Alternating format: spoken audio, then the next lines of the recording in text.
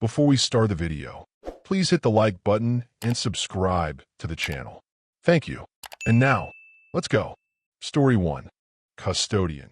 The official definition is a person who has responsibility for taking care of or protecting something, but that wasn't what I had in mind when I applied.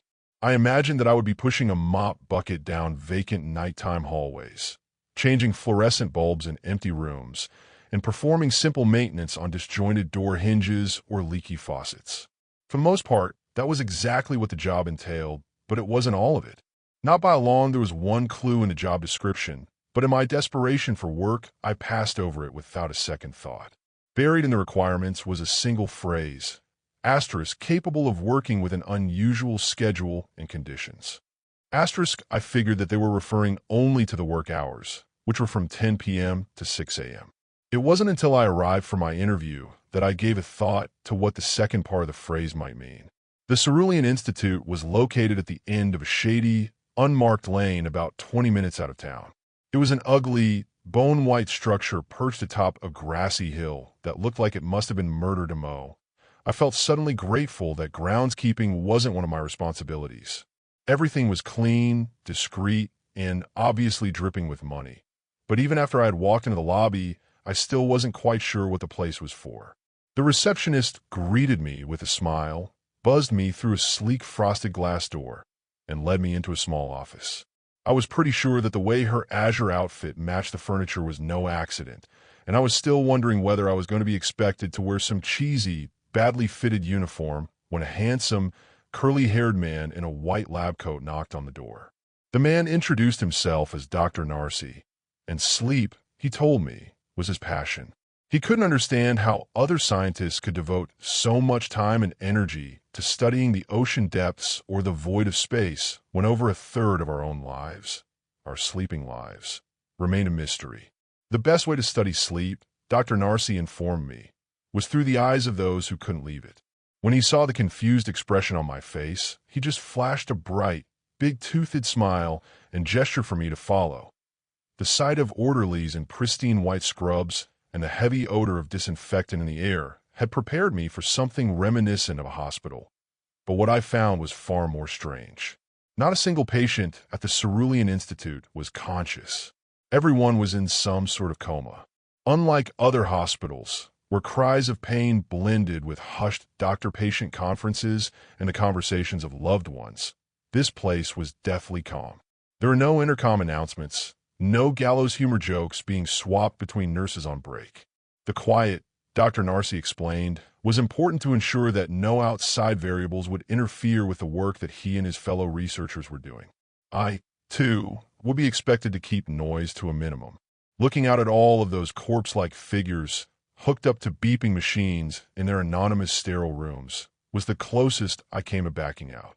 The whole thing was just so damn eerie. At the time, I told myself that I was being foolish, throwing away the only job opportunity I'd found in months just because gotten goosebumps seemed like the stupidest thing I could do.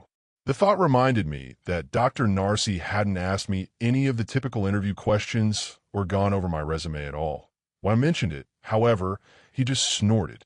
The Cerulean Institute had already thoroughly investigated my past, he assured me. If there had been any doubts about my adequacy, I never would have been allowed through the front door. The only real question now was whether I felt comfortable carrying out my functions in such an environment. There had been problems in the past, he admitted, with employees who had succumbed to their superstitions and quit unexpectedly. I forced a laugh, trying to make it seem as though I hadn't been on the verge of bolting for the door and leaving all of those blank, wax museum faces behind me for good. Dr. Narcy didn't look very convinced by my false bravado, but he appeared to appreciate the effort. He placed a large, tanned hand on my shoulder and guided me back to the reception desk to fill out the paperwork. I would have gotten a more accurate understanding of the place, I realized later, if my first visit had been at night. During the day, the patient-to-staff ratio was something like 1 to 5. On a night shift, it was more like 1 to 16. As if that weren't enough, the lighting was reduced to half strength after sunset. The doctors claimed that it was about maintaining natural sleep cycles, but I wondered whether the Cerulean Institute might just be trying to skimp on the electric bill. They were running a lot of machines, after all, and I had no idea what most of them were for. Either way, the combination of dim lighting and vacant spaces made the place a lot more disturbing after dark. There was something else, too. I soon discovered that entire wings would be marked off-limits, sometimes for days at a time.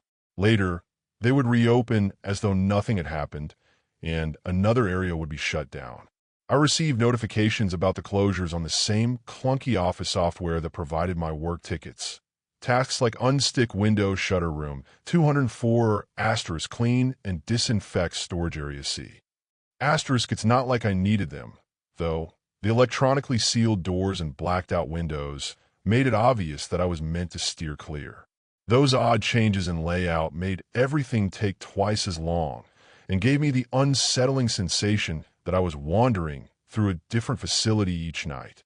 And, just as Dr. Narcy had warned me, there was plenty in the Cerulean Institute to feel queasy about. From a scientific standpoint, I knew that the patients were all alive, but with their consciousness drowned deep in a place where the waking world couldn't reach. There was virtually no chance of any of them sitting up in bed with a wide-mouthed scream or reaching out to grab my wrist with cold, desperate fingers when I passed by. And yet a very unscientific part of me was certain that at any moment it might happen. Those long tile hallways with their softly beeping machines and rooms full of silent, waiting bodies became the new setting for my nightmares. In some of them, I was the one in the hospital bed, watching some stranger push a mop bucket down the hallway. I wanted to shriek, to reach out to them, to beg them to free me from the prison of my flesh, but I couldn't move even an eyelash. All I could do was listen to their footsteps fade, like my hopes, into the endless dark. The orderlies, however, didn't seem bothered by the place at all. The fear is like seasickness. An orderly named Jamie told me one night when we both caught each other sneaking a cigarette around back by the dumpsters. You either have it or you don't. Me? I sleep like a baby when I get home. They're just lumps of meat, man, you know? Don't let it get to you.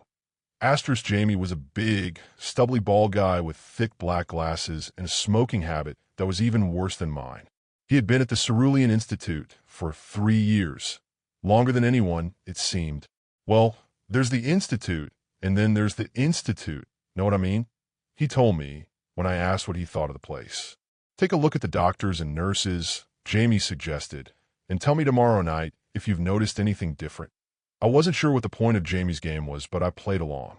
It was a way to pass the time, and sure enough, I did spot one small anomaly. About a fourth of the staff had small blue key cards hanging from a lanyard or stuffed into the front pocket of a lab coat. They kept the key cards in places where they could be seen without being conspicuous, a way, I supposed, of identifying one another. If you're going to ask what that means, Jamie said when I reported back to him, you can save your breath. I've got no idea. He took a long, thoughtful drag of his cigarette. My guess is that there are 2 types of research that go on here. One official, the other, not so official. Am I curious? Sure. But you know what? This right here is an okay gig. The pay's decent. You don't get exposed to bad weather or do much heavy lifting, and the customers never complain. I'm not going to risk it all just to scratch an itch. It wasn't so easy for me to forget about the closed-down wings and blue badges. They wove themselves seamlessly into the fabric of my nightmares. In my mind, I would find myself staring down the hallway at one of those locked doors. As I sighed and turned to push my cleaning cart, I would realize that the floor had begun to tilt slightly. The door flew open, revealing only blackness on the other side. Then lights began, one by one, to go out. I tried to run away, but I was never fast enough. The incline became steeper and steeper until instead of running forward, I was falling backwards, swallowed by the polished tile throat of the Cerulean Institute like some poor sea creature that had slipped between the jaws of an anglerfish. The dreams were getting worse, but I didn't have them every night, and slowly I came around to Jamie's point of view. I could put up with little sleeplessness if that was what was needed to keep such a low-stress job, even if it was on the graveyard shift. Things might have gone on that way for years, if it hadn't been for what happened last Thursday night. I was replacing a leaky pipe in one of the restrooms when a low, mechanical moan, like a tornado siren, began to echo through the facility. It wasn't the fire alarm, which I had tested before. This was something else, some other signal whose existence I hadn't been aware of until that moment. I poked my head out into the hallway. Jamie and two other orderlies were already there, looking just as confused as I was, but a thin blonde doctor I'd never seen before and one of the nurses were running as fast as they could. Both were holding blue key cards. The rest of us looked at each other awkwardly. I cleared my throat and asked Jamie if this had ever happened before. Never, he said, and shook his head. I told the little group that I would head to the front desk. Maybe there I figured I could find some hint of what was going on. I was so lost in my troubled thoughts that I nearly walked face first into the door at the end of the corridor. I had expected it to open when I pressed the push bar, but it didn't. I tried again, and this time there was no room for doubt. The door was sealed. Whatever that alarm meant, one of its effects had been to put us in lockdown. Only the people with the blue key cards, I realized, were still able to move freely through the Institute. I looked around for a sign of what had changed, but found nothing. I couldn't smell smoke or hear any storm. The night outside was black and still. The patients continued to sleep. What I expected, that they would all suddenly sit up in bed with murder in their eyes when they heard the alarm. The thought made me shudder, but we didn't appear to be in any danger. Not yet, at least. Jamie had begun rummaging through every cabinet and drawer he could find. It took me a few minutes to realize what he was doing. He was searching for one of the blue key cards. I set down my tools and went to help. All the staff who had access to the key cards kept them close at all times, so I didn't have much hope, but we had to try something. What else could we do, apart from waiting around and listening to that maddening noise? We ransacked the place like spies searching for some hidden documents, but no luck. Whatever secret the blue key cards concealed, it was hidden well. I leaned against the push bar of the locked door and sighed, and then the lights went out.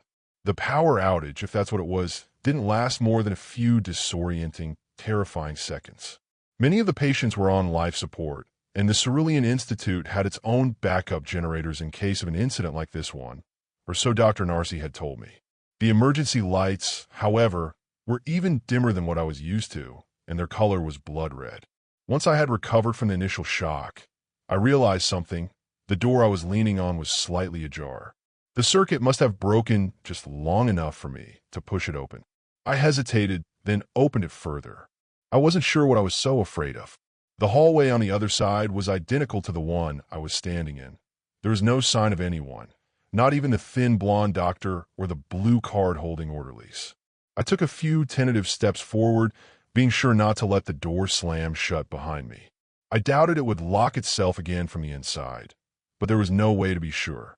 Halfway down the corridor, the hairs on the back of my neck all stood up at once. I heard, or maybe sensed, movement behind me, but when I turned around, the hallway was empty. It was like someone had snuck from one room to another behind my back, but why? The patients were all unconscious, and any other Institute employee would have stopped and said something. My throat was dry and my palms were sweating, but I didn't dare go back to investigate. I needed to make it to the front desk and figure out what was going on. I kept checking over my shoulder as I walked, unable to shake the feeling that someone, or something, was there. I had almost reached the end of the hallway when I heard the door behind me, the one that I'd left open just a crack, slam shut. It's okay, just keep moving forward, I told myself, then felt that confidence die as I took in the scene around the corner.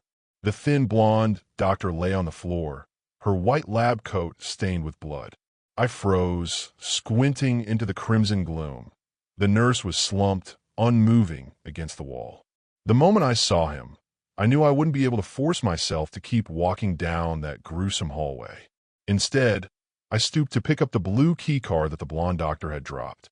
Closer up, I could see that her throat had been slashed with some rough instrument, maybe a piece of glass. More shards of it sparkled on the floor. I backed slowly away. I had to warn Jamie and the others, but first I had to get back alive. What the hell had happened here? Was there some kind of break-in at the Institute? And if so, why? The sound of an agonized scream and a scuffle brought me back to reality. It was coming from the rear wing, where I'd left Jamie and the others. Just as I'd feared, the door had sealed itself, but I was able to open it again with the doctor's key card. There was no sign of the other two orderlies, but Jamie was there, one hand pressed over a gruesome wound in his neck, the other wrapped around a cut in his belly. He was the one with medical experience, not me, but even I could see that we had to find some way to stop the bleeding. I flung open the wardrobe of the nearest room and grabbed the first thing I found, a bedsheet, then hurried back to him. He was trying to speak, I realized, but his words couldn't make it past his gashed windpipe and the blood burbling down his throat. The alarm overhead blared on. Jamie went pale. His eyes slid out of focus. His knees gave out when I tried to lower him to the floor. It was only then, with the sheet tamping down his wound, that I was able to understand what he was trying to say. Behind you, the bald, barefoot stranger was wearing the same blue hospital gown as the rest of the patients, but she was no sleepwalker. Her eyes were wide with fury and pain. A shard of broken glass gleamed between her bony fingers. I threw up my hands, knowing all along that I was already too late. Then she hesitated. "You're not a doctor," the young woman rasped. Her voice was hoarse, her words uncertain, as though she had spoken in years. She was probably in her early 20s, but she already had the pale, atrophied look that most of the Institute's patients seem to take on eventually. I could see the EEG marks on her head and the 4 hookup in her arm. She must have ripped herself free of it in a hurry. Only some kind of insane desperation could have given her the strength to do what she had done to the others. I pointed to my badge. I'm a custodian. "You got to get me out of here," she gasped. I looked from Jamie, who was bleeding out before my eyes, to the shard of glass in the girl's hand. She had killed my friend, and who knew how many others, but now that she'd lost the element of surprise, I could probably overpower her. Wasn't that the right thing to do? Tackle her before she could hurt anyone else, then call the authorities? Something held me back. "What's your name?" I asked. A blank look crossed her face. She didn't remember. "Call me Eve," she said slowly, and then lowered the shard of glass. "You don't really understand what goes on here, do you, Mr. Custodian?" I realized that she was shivering. I returned to the wardrobe that I had thrown open. There was gauze, disinfectant, and a thicker blanket that I wrapped around her shoulders. Somewhere around the corner, a door burst open. Eve's eyes grew wide with fear. I rushed her to the open wardrobe, helped her inside, and shut the door. I returned to the hallway just in time to see Dr. Narcy and the 2 missing orderlies barreling down the hallway. Both of the orderlies held tasers, but Dr. Narcy was armed with a pistol. "Where is she?" he panted. I asked him what he meant, grateful that the fear and confusion on my face was genuine. One of the patients, Dr. Narcy explained, had woken up and become violent. Such things had happened before, but this time the nurse on duty had been taken by surprise. She was armed and dangerous, and needed to be apprehended as quickly as possible for everyone's safety, including her own. Dr. Narcy's description of the night's events made perfect sense, so why did it sound like a lie? I hadn't seen anyone. I answered. I had been working on a leaky pipe when I'd heard a ruckus in the hallway. Well, I'd come out to investigate. I had found Jamie lying half dead against the wall. Dr. Narcy studied my face carefully. I had a nasty feeling that he knew I was hiding something, but there was no time to do anything about it now. His patient was still on the loose. Warning me to stay put, Dr. Narcy and his orderlies advanced toward the locked hallway, where the blonde doctor and several others lay dead. As soon as they checked it, I knew that they would be back. After the door slammed behind them, I returned to Eve. She was curled up in the corner of the wardrobe, her improvised weapon at the ready. When she saw that it was me, she lowered the shard of glass and sighed. I fiddled nervously with the blue keycard in my hand, my mind racing. Now that I had it, I could go anywhere in the facility, so what was the quickest way out? How could I get Eve to the authorities, the real authorities, without being stopped by anyone who worked for Cerulean? "I've got an idea," I told Eve, "but you're not going to like it." The long, rectangular cart that I pushed around for work had a little bit of everything. A shelf for cleaning supplies, a shelf for tools, another that held replacements for expendable goods like toilet paper, and an enormous black trash bag and back. It was more than large enough for someone of Eve's size to climb into, and fortunately, I hadn't collected any garbage yet that evening. I would have a hard time explaining what I was doing pushing my cart around during a lockdown, but only if Dr. Narcy had told the remaining staff in the building what was going on, and I had a sneaking suspicion that he hadn't. "I can't believe this is happening," Eve muttered from inside the cart's trash receptacle a few minutes later. "It's like a bad dream," I offered. "Don't you dare say those words like you know what they mean." Eve snarled, suddenly furious. I glanced around nervously. If anyone heard, we were done for. There weren't many people on the graveyard shift, but I should have run into somebody by now. Where was everybody? Hiding? Crouched down with their heads against the wall like students in a tornado drill? Or did Dr. Narcy have them all out searching for us as well? That's what they study here. You see, even whispered. Asterisk bad dreams star. How to create them. How to control them. You know how certain sound frequencies can affect people's moods, right? Make them feel fear or awe. Even make them hallucinate. The researchers here are trying to do the same thing, but while you sleep.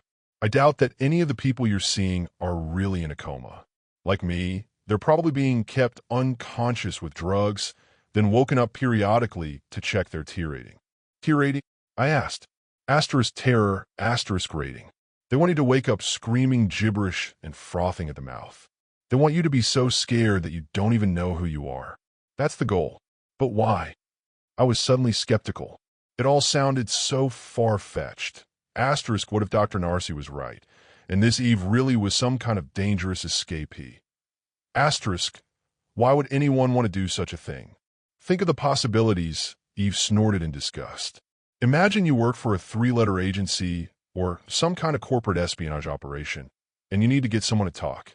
Imagine you want to completely wipe their brain or even reprogram them.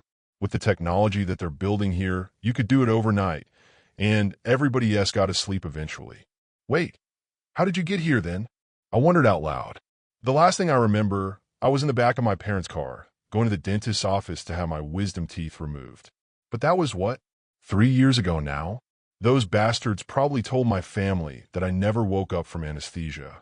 They probably asked them to donate the body to science, to make sure the same thing didn't happen to someone else's kid.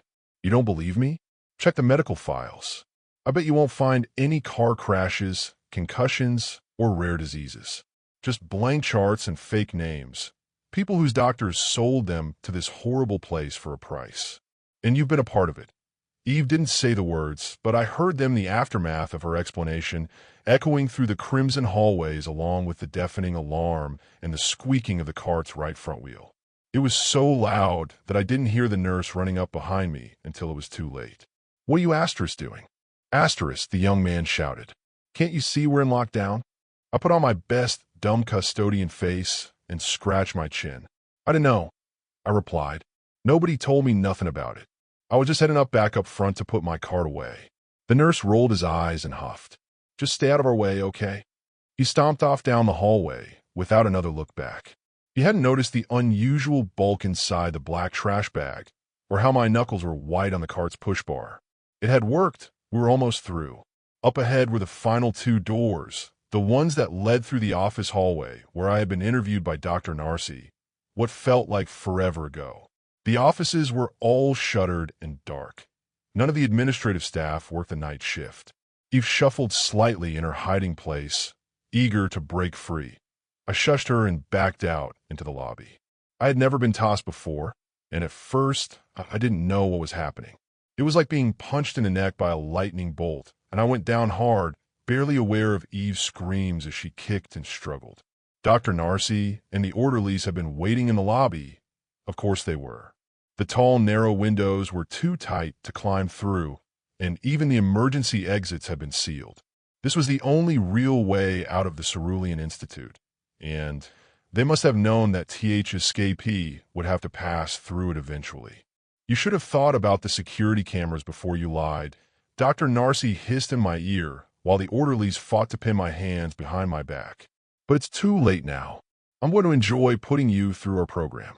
Maybe it was the prospect of being sent into the hell that Eve had just described which gave me the strength to slip free. Then again, maybe it was just the filthy water of the mop bucket that had sloshed onto the floor during the struggle. I slipped through the orderly's arms and flung my weight into the cart, slamming it onto our attackers. The result was a grunt, a curse, and a high-pitched shriek. I couldn't see where Eve was in all the chaos, but sounded like she'd recovered her shard of sharpened glass. I stumbled to my feet and tried to get my bearings. There was Eve, running toward the front exit to the parking lot. I already knew she wouldn't be able to open it, not without the blue key card around my neck. The second orderly crashed into me, trying for tackle, but I was still able to slide the card across the floor to Eve. "Stop her!" Dr. Narcy yelled. The orderly's hesitation was just a break I needed to sprint for the wide-open door. They hadn't signed up for any of this any more than I had, and like me, they were probably starting to have their doubts about the gun-toting Dr. Narcy's orders.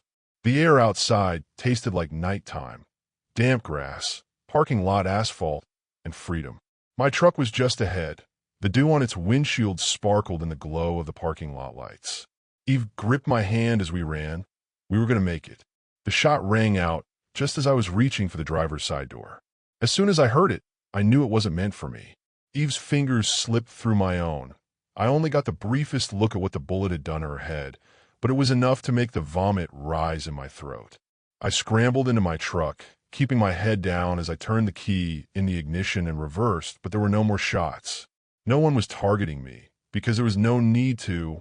Eve was the only first-hand witness, the only one who could have proven what was really going on here. I was a nobody who had worked at the Institute for just a few weeks. No one would believe what I had to say, and even if they did, I was willing to bet that whoever was funding the Cerulean Institute had ways of making the story disappear. They had murdered her to keep her quiet, and there was no doubt that they would do the same thing to me. I drove home barely aware of what I was doing, and as soon as I was through the front door, I made directly for the shower. I screamed into the torrent of hot water. I needed to let everything go to wash away this horrible night and plan my next move.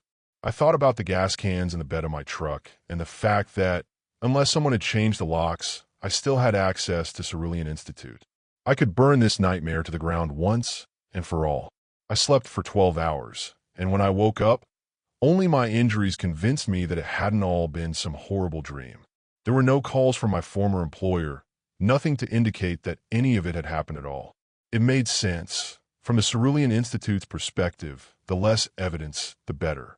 I spent all that afternoon steeling myself for what I was about to do. At best, I'd be likely to face prison time, and I had just as many chances of winding up in a shallow grave on that grassy hillside or plugged into one of Dr. Narcy's nightmare machines. Still, I couldn't spend the rest of my life looking over my shoulder. I had to act, no matter how horrible the consequences might be. I owed it to Eve. My Maps app showed that there was a golf course on the other side of the woods that ringed the Cerulean Institute.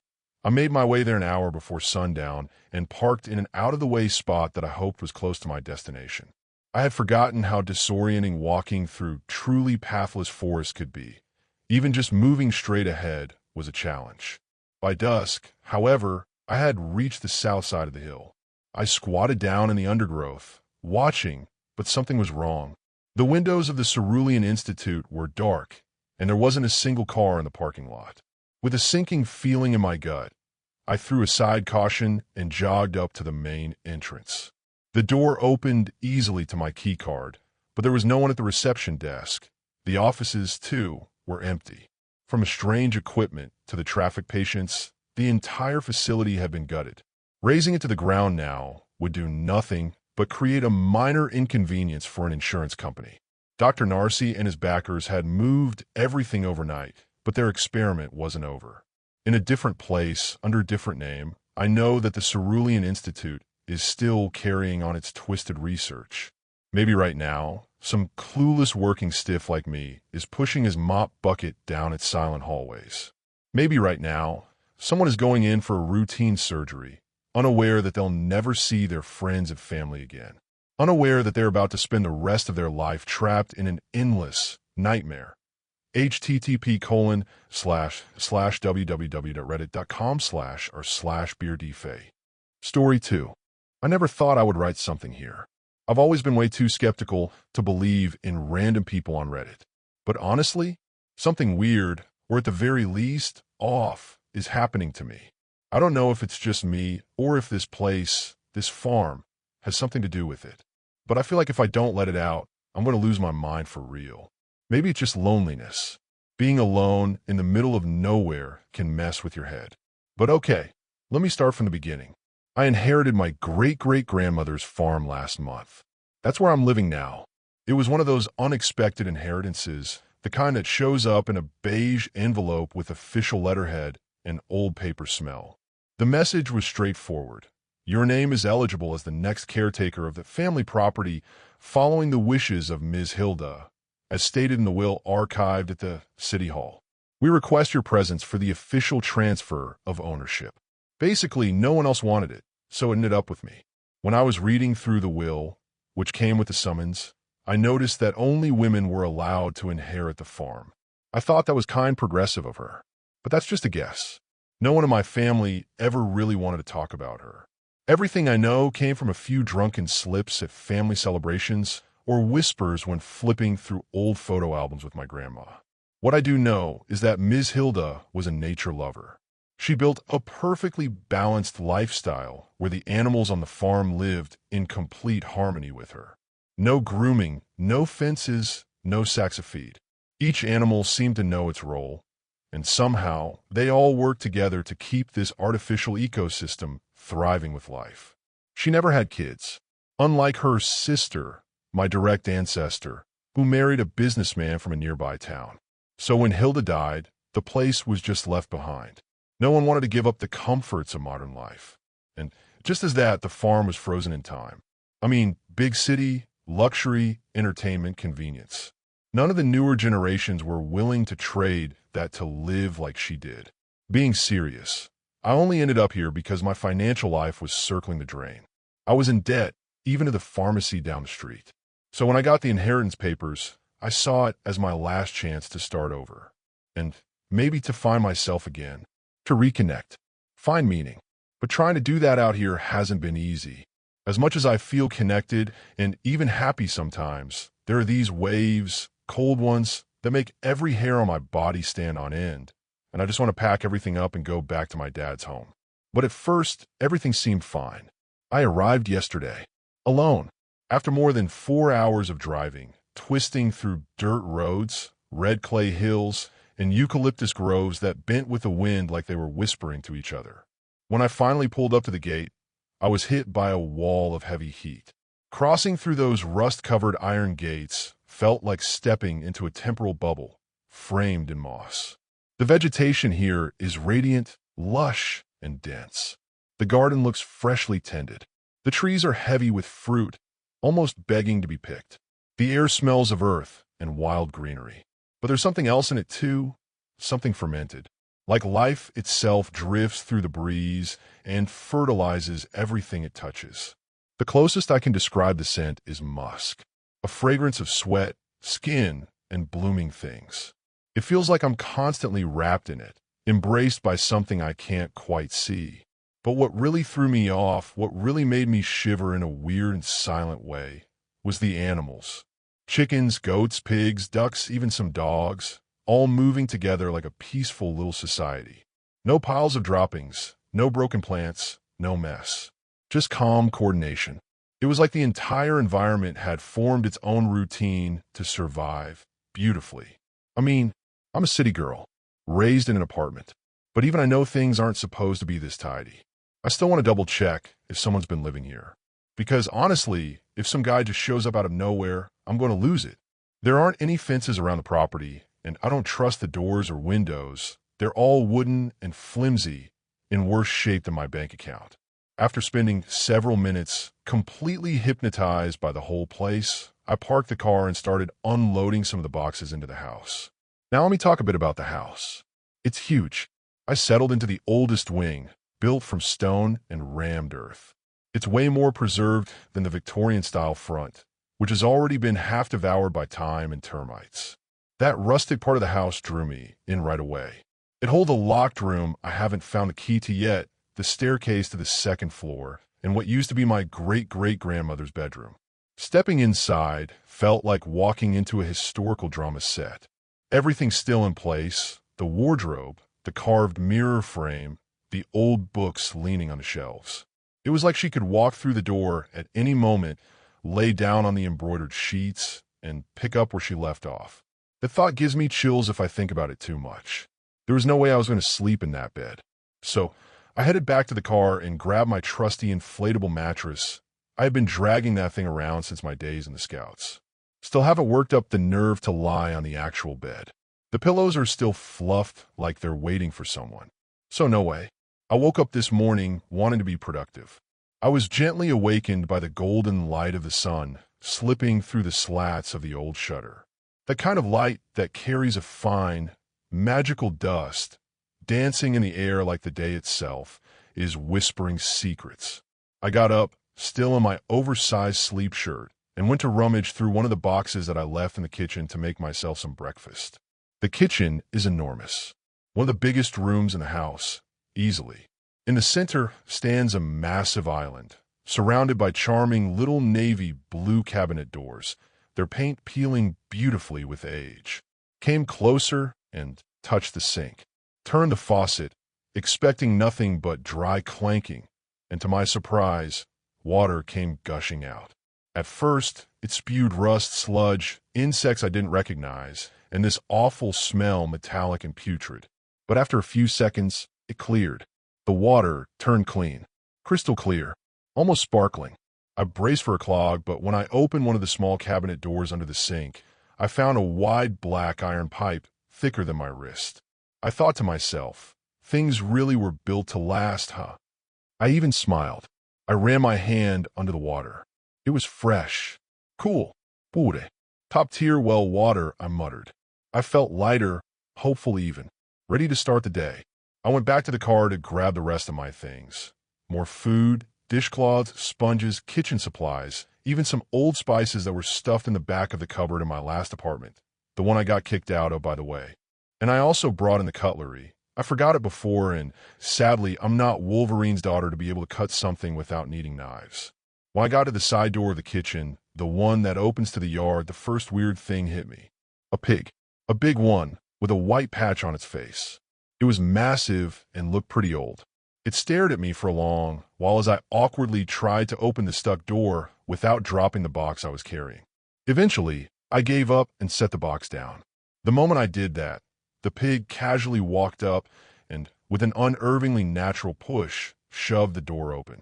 Then it just trotted off like it had somewhere to be. I swear, someone must have been living here. There's no way a pig just understands intent like that. It was kind of cute. A little unsettling, sure. I keep forgetting how massive pigs can be. I picked up the box again, set it on the counter, and went back for the rest, this time jamming a stone into the door to keep it from shutting.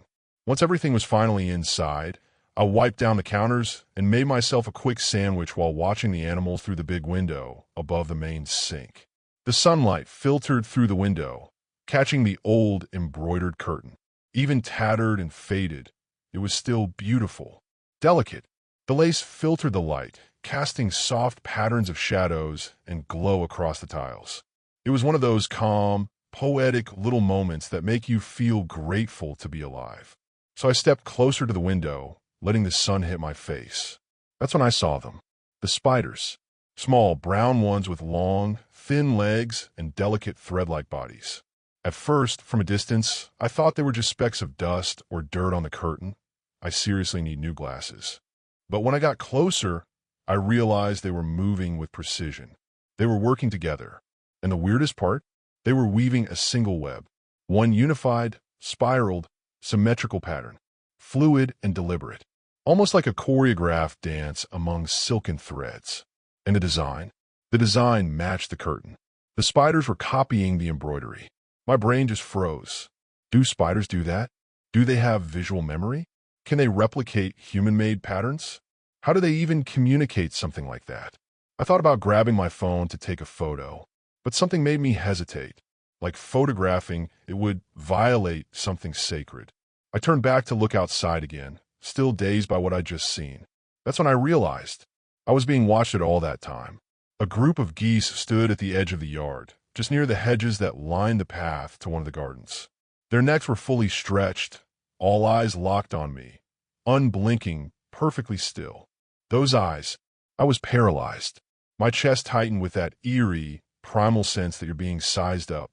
They weren't honking, flapping, pecking at the ground, literally nothing. Just stillness. Deep, heavy silence. Like they were measuring me. After what felt like minutes, I stepped a bit closer to the window. That's when, as if someone had flipped a switch, they all turned and began waddling in single file toward the bushes, their plump behinds bobbing side to side like nothing had happened. It was a strange mix of relief and embarrassment, getting spooked by birds with fluffy but to eat lettuce and worms. Still, something instinctive lingered. I closed the curtains.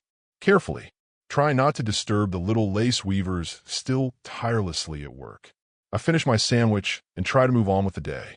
Took my things to the bedroom, cleaned out the dresser, sorted the pantry, opened some of the windows I could manage, let the air circulate. I scrubbed the living room floor, wiped the kitchen and bedroom moldings, and tried to get rid of the black mildew growing in the corners, but no luck. I'll try using bleach tomorrow. I also opened the wooden blinds in my great-great-grandmother's room. The place feels not haunted exactly, but dense. The air smells like cedar and some kind of faint floral sweetness. Her clothes are still in the wardrobe. Her handkerchiefs are still folded. The old perfume bottles still have liquid inside. I didn't touch much, just enough to dust around.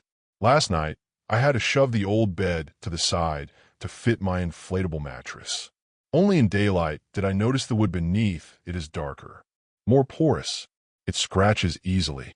Probably explains the smell. After that, I made some food, watched a couple of movies, and worked on a freelance project I need to submit next week. When night came, I used my little portable stove to heat some water for a bath. That part felt strange too, but I figure it was just the surreal vibe of showering in a place that feels like a movie set. For some reason, there's no mirror in the bathroom. Afterwards, I made a bit of pasta and got ready for bed. That's when something truly bizarre happened. And why I decided to write all of this here. I was already in bed, about to sleep, flipping through some old notes I found in one of the bedside tables, just lists of herbs and homemade remedies. Ordinary stuff. The window was cracked open, letting in the smell of damp earth from the garden, and a chilly breeze that made the curtains sway. I got up to close the curtains, and that's when I felt it. A chill on the back of my neck. A silence so dense it didn't feel like the absence of sound, but the presence of something that didn't want to be heard.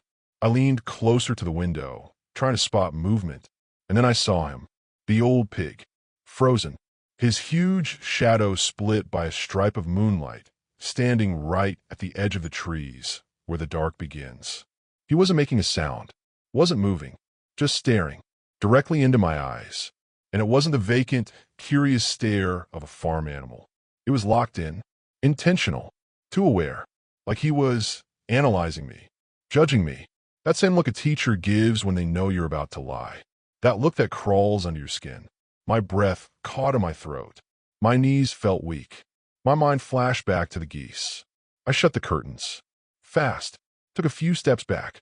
Then stood in the middle of the room, frozen, waiting to hear something, hoof steps, a grunt, anything. But I heard nothing. I don't know what's going on. Maybe it's just the isolation. Maybe I'm cracking. But still, has anyone ever seen anything like this? Maybe I'm overreacting. I've never lived with animals. I was raised downtown, surrounded by streetlights and concrete. I know pigs can be smarter than dogs. But that look was something else. The glint in those dark eyeballs, glowing faintly in the moonlight. It's still gnawing at me while I write this. Sometimes I think that if I open the window again, it'll be there, right in front of my face. I can almost feel his breath. Smell it, like he's still here. Maybe I'm just being paranoid. Sometimes when my eyes glimpse the curtains, I see his shadow on them, closer than ever to the window. Maybe these animals are just curious.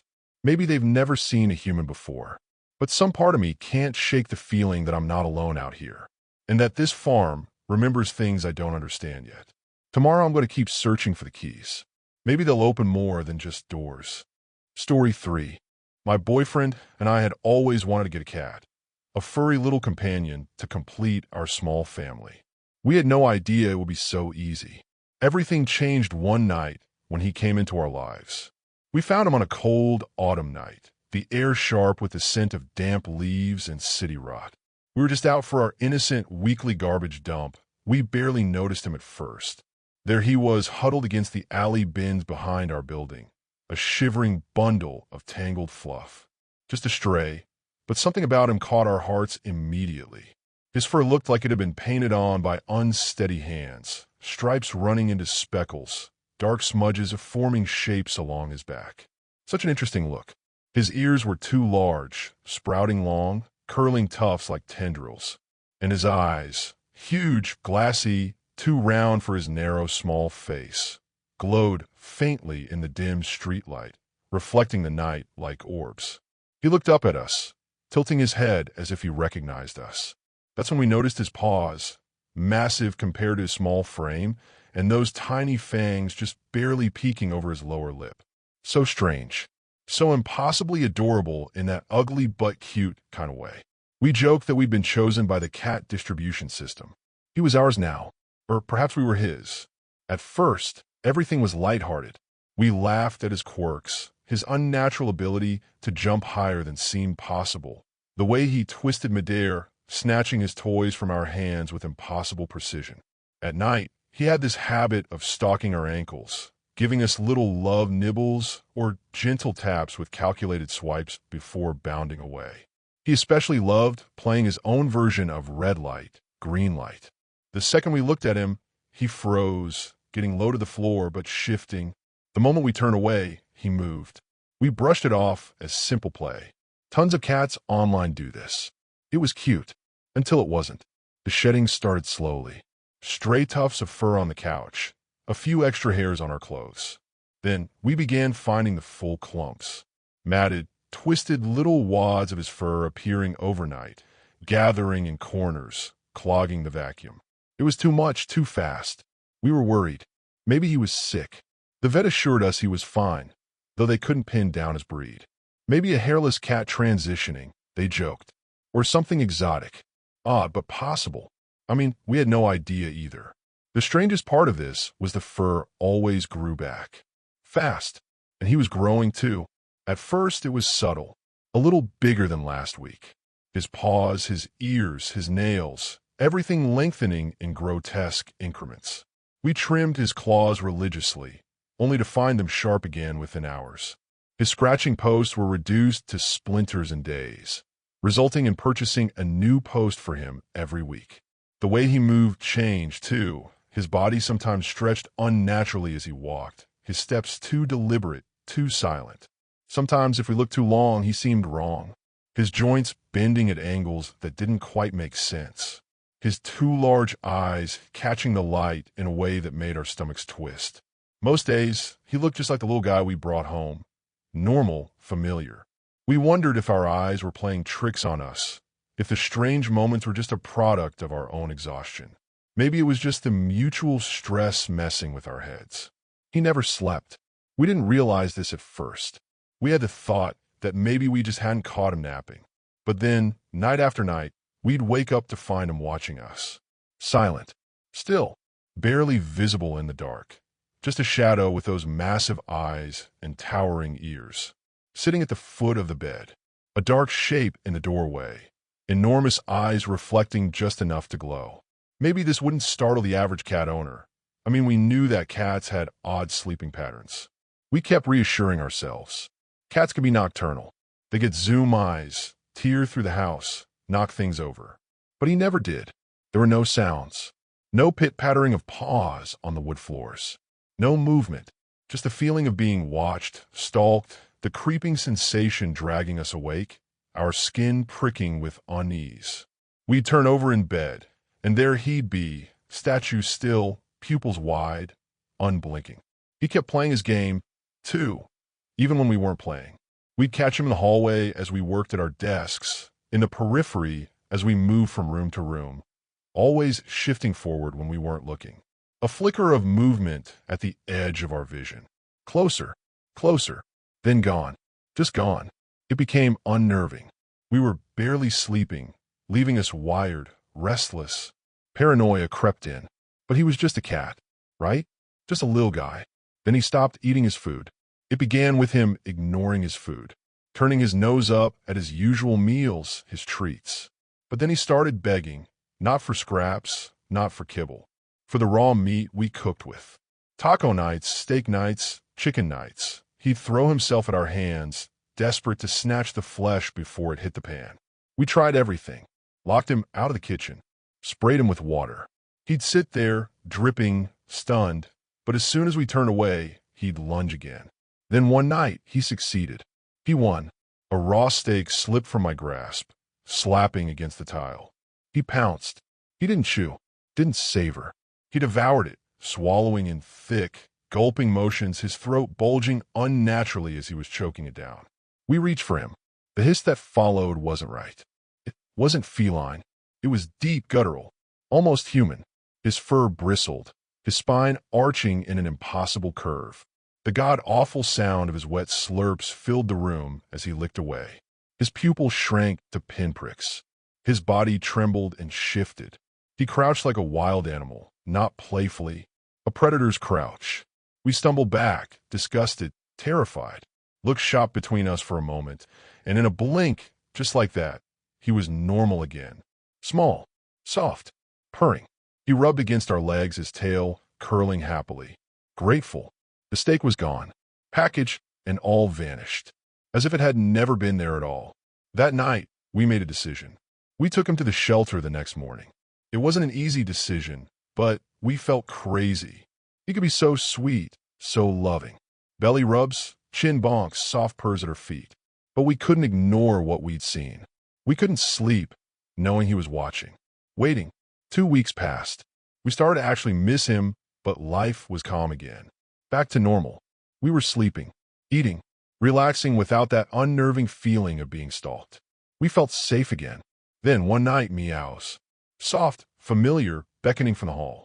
A pitiful little symphony, until it wasn't. They warped, stretched, and turned sour.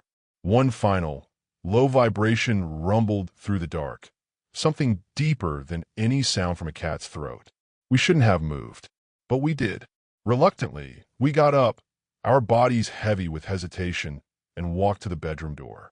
We cracked it open just enough for silence. Then, something shifted at the end of the hall. A shape too large, too still. A thickened mass of shadow where there should have been nothing. Ear tufts curled sharply in the dark. The eyes, enormous, liquid black, dilated pupils, swallowed what little light remained, reflecting our panicked shadows. Beneath them, the gleam of something wet, something sharp. Claws. Longer. Thicker. Twitching with anticipation. Waiting. We understood our mistake. He came back to play one last game of red light, green light. Story 4. I should have known something was wrong the second the lights went out. 1 minute. The airport was humming with the usual noise. The static of intercom announcements. The rhythmic clatter of luggage wheels. Tired conversations drifting through the stale air. The next, everything cut to black. Utter, suffocating black. The silence that followed wasn't normal. It wasn't the confused silence of people waiting for the backup generators. It wasn't the awkward shuffle of passengers inconvenienced by a technical glitch. It was dead silence, like the entire building exhaled and forgot how to breathe. I stood near gate 12, gripping my backpack so tight my knuckles went white. Phones died across the terminal. Screens flickered, then went blank. Even the dim glow from vending machines snuffed out like someone had pulled the plug on the whole place. A few people muttered. Some laughed nervously. I didn't. The emergency lights never came on. We waited. Minutes crawled by like hours. Parents tried to comfort their kids. A businessman near me smacked his dead phone against his palm. Someone joked about the apocalypse, but it didn't feel funny. It felt wrong. Eventually, faint emergency lights sputtered to life. They didn't make me feel better. They were weak, flickering, casting strange shadows across the terminal walls. I told myself I was being paranoid. I told myself it was just a blackout. But paranoia is better than being blind, so I kept my guard up. And then I made my first mistake. The pressure in my bladder had been building for a while. I held it as long as I could, but with the lights back on, I decided to risk it. The bathroom was down a side hallway, away from the crowd. As I approached, I noticed how quiet it was down there. The hum of voices and footsteps from the main terminal faded away. The men's room door creaked as I pushed it open. Dim yellow light buzzed overhead. The air inside was stale and cold. The tiles were grimy, the mirror above the sink cracked. A puddle of dark water seeped along the floor. I should have walked away. Instead, I stepped inside. The door slammed shut behind me, hard, like it was yanked closed by something on the other side. Before I could react, pain exploded in my hand. Something heavy smashed down across my fingers, pinning them to the edge of the sink with a sickening crunch. I screamed, yanking my hand back. 3 of my fingers bent at impossible angles. Blood welled up around my nails. I staggered back, cradling my injured hand, heart thundering in my chest. And then I saw it, a shadow in the corner of the room. Impossibly tall, limbs too long, head tilted unnaturally to the side. Its outline was off. Wrong angles. Stretched proportions. No face that I could see, just darkness where its head should have been. It didn't move. Neither did I. Cold dread knotted in my gut. I backed toward the door, forcing my legs to work. The thing didn't follow. I slammed back into the terminal, eyes wide, breathing ragged. My hand throbbed with pain, blood trickling down my wrist. But I was alive. For now. That's when the screens flickered back to life. I expected flight schedules. Delays. Apologies from the airline. Instead, every screen, departure boards, kiosks, even the tiny monitors by the gates, glowed with the same blood-red text. 1. Do not enter the washrooms. 2. Anyone smiling is already dead. Stay away. 3. Don't interact with the workers. Don't let them discover you. 4. Do not close your eyes for more than 5 seconds. 5. If you see the crying boy in the blue shirt, run. 6. Never board a flight to Chicago. 7. You are alone. No one is like you here. At first, I thought it was a prank. Some hacker screwing with the airport systems. But as I looked around, the bottom dropped out of my stomach. The people weren't right. Their smiles stretched too wide, unnaturally wide, flesh pulled tight over bone. Their mouths looked ready to split open. Their eyes were glassy, distant, empty, and their heads tilted side to side, back and forth, slow, unblinking, repetitive, like metronomes keeping a twisted rhythm. I stood frozen, watching them. A woman with a baby stroller drifted past me. The baby was smiling too, the same grotesque grin, lips pulled ear to ear, head tilting rhythmically like everyone else. A businessman near the windows grinned wider and wider, his neck bending at an impossible angle as his head swayed side to side. It wasn't natural. It wasn't human, and no one else seemed to notice. I ducked behind a row of seats, my injured hand pulsing with pain. My eyes scanned the terminal, heart racing. The workers in their bright uniforms moved stiffly, faces expressionless, eyes vacant. The rules burned in my mind. Don't interact with the workers. Don't let them discover you. I stayed low, slipping behind pillars, dodging past unmoving, grinning passengers. I needed to get out. I found a main entrance, or where it should have been. But there were no doors, no windows, just endless, smooth, sterile walls stretching out in every direction. I ran along the length of the terminal, searching, pounding on the walls. Nothing. Solid. Cold. The only way out was through the gates. Every flight. Chicago. Gate 6, Chicago.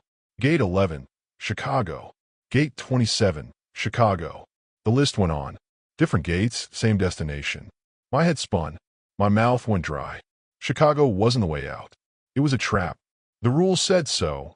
Never board a flight to Chicago. And that last rule, you are alone. No one is like you here. I believed it until I heard the crying. Soft, desperate sobs, carrying faintly over the low hum of the terminal. I turned, scanning the crowd. By gate 14, a little boy stood alone. Blue shirt, head down, tears streaming down his cheeks. My chest tightened. Rule 5. If you see the crying boy in the blue shirt, run. His head lifted. His eyes, wide, dark, hollow, met mine. I didn't think. I ran, pushing past the grinning passengers, past the gliding workers, deeper into the endless terminal. I didn't stop. My lungs burned, my legs ached, but I kept going. Because now I knew this place wasn't broken. It wasn't malfunctioning. It was hunting. And the only thing worse than the monsters was the thought that I might be trapped here forever. The lights flickered, the terminal stretched on, the walls closed in, and the boys' cries still echoed behind me. I kept running. The terminal stretched on endlessly, impossibly. My lungs burned, my injured hand throbbed, but I couldn't stop. Gate numbers flashed by. Higher, higher, climbing beyond reason. Gate 47. Gate 63. Gate 82. Gate 97. Gate 102. It didn't make sense. Airports don't work like that. They're big, sure, but not infinite. The gates just kept coming, hallway after hallway. No doors, no windows, just blank white walls and endless sterile carpet. And every flight, Chicago, Chicago, Chicago. It pulsed through the overhead speakers now, distorted voices announcing flights to Chicago every few minutes like some broken recording on loop. My head pounded. The walls seemed to close in. The flickering overhead lights made everything look washed out and dead. I stumbled around a corner, nearly slamming into him. A guy, maybe late 20s, tall, thin, skin pale, and clammy like he hadn't seen sunlight in weeks. His eyes were bloodshot, wild. He looked like he'd been running too, but he wasn't smiling. His head wasn't tilting. His face wasn't wrong. For the first time since this nightmare started, I saw someone real. He flinched at the sight of me, but the moment his eyes landed on my hoodie, his expression cracked with relief. He grabbed me, pulling me behind a support pillar like we were fugitives. Holy shit, he breathed, voice raspy. You're the guy. I shove him off, chest heaving. What the hell are you talking about? The hoodie, he gasped, holding up a flickering, half-dead phone. My first rule. Find a man in the gray hoodie before he dies. The screen was glitching, but I could still read the faint red text burn across it. 1. Find a man in the gray hoodie before he dies. 2. Stay awake. 3. Rule 5 is a lie. My brain lagged, trying to process. Wait, you have rules. His eyes darted across my face, panicked. Yeah, I've been looking for you. Days, maybe. Jesus. His gaze dropped to my hand, and his face twisted in horror. Your fingers, what the fuck happened to your hand? I glanced down.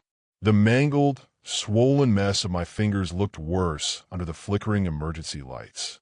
The skin was purple, split, blood crusted along my wrist. The bathroom, I muttered, swallowing bile. First rule on my list, don't go to the washrooms. I didn't know yet.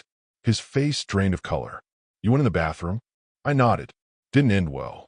Fuck. He wiped his face, pacing in place. His clothes clung to him with sweat, his eyes bloodshot and sunken. I've been trying to stay awake. That's my second rule. Stay awake. But I can't. I can't do this anymore. I try to steady my breathing. You don't know my rules? He shook his head. Your rules? What? No. I just got mine when the lights came back on. 3 of them. I thought of the list burned into my brain. 7 rules, endless warnings, everything spiraling out of control. 7 for me. 3 for him. They're different, I muttered. They're different for everyone. His eyes widened, realization dawning in his exhausted face. Shit, that's why this place is such a fucking maze. He staggered, leaning against the pillar for support, his skin waxy and pale. His eyelids drooped, fluttering shut for a second before he jolted awake. You can't sleep, I warned him. Trust me. I know, he mumbled, voice frayed with exhaustion. Second rule, stay awake. But I can't keep this up. I almost got out, I think. What do you mean? His jaw clenched, eyes unfocused. There was a flight. A gate, way down the hall. Chicago, of course. But it looked normal. There were people boarding. No grins. No head tilting. Just people. My stomach twisted. You almost boarded? He nodded slowly. I got to the door. Handed them my ticket. But right before I stepped onto the jet bridge, I looked back. He paused, shivering. What did you see? I asked.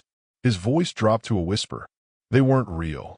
The people, their skin, it was peeling. Their eyes were wrong. Hollow. But they were smiling. Not the ear-to-ear, stretched nightmare smiles. Just normal ones. But it wasn't right. They weren't right. I exhaled shakily. What did you do?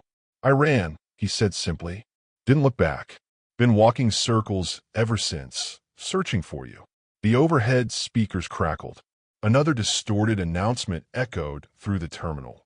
Final boarding call. Chicago. All passengers proceed. It sounded more like a threat than an instruction. I clenched my fists, ignoring the searing pain in my mangled hand. Listen, you can't sleep. You can't board. You can't trust anything. His knees buckled slightly, and he slid down the pillar, curling up on the floor. I just need 5 minutes, he slurred. 5 minutes, watch over me, okay? Panic surged in my chest. Don't, seriously don't. He waved me off weakly. You're here now. I found you. 5 minutes. His eyes drifted shut. I froze, breath caught in my throat. The rules screamed in my skull. Do not close your eyes for more than 5 seconds. I counted, helpless. 1, 2, 3, 4, 5. His body twitched violently. His head snapped to the side with a sickening crack. His mouth peeled back into a grotesque, impossible grin, ear to ear, splitting his cheeks unnaturally wide. His eyelids lifted, glassy and vacant, head tilting side to side, endlessly. Gone. The realization hit me like ice water. I snatched up his flickering phone, my hands trembling. The screen still displayed his 3 rules. 1. Find a man in the gray hoodie before he dies. 2. Stay awake. 3. Rule 5 is a lie. I stared, heart pounding. Rule 5 is a lie. My rule 5. If you see the crying boy in the blue shirt, run. The boy by gate 14. Crying, small, lost. I ran like the rules told me. But if rule 5 is a lie, I wasn't supposed to run. I was supposed to find him. The boy might be the key. Or the trap. But what other choice do I have? My phone's dead. The guy's phone barely works. But this app, this forum, still loads. I'm typing this now, through his phone, praying someone reads it. If you've been here, if you know how to get out, tell me. I'm going to find the boy, before it's too late. That's it for today's creepy Reddit tales. Before we go, I just want to say a quick thanks to all of you for watching, liking, and sticking around. You guys keep this channel going, and I'll be back soon with more stories that'll make your skin crawl. Drop a comment if you've got your own spooky tale to share, and I'll see you in the next one.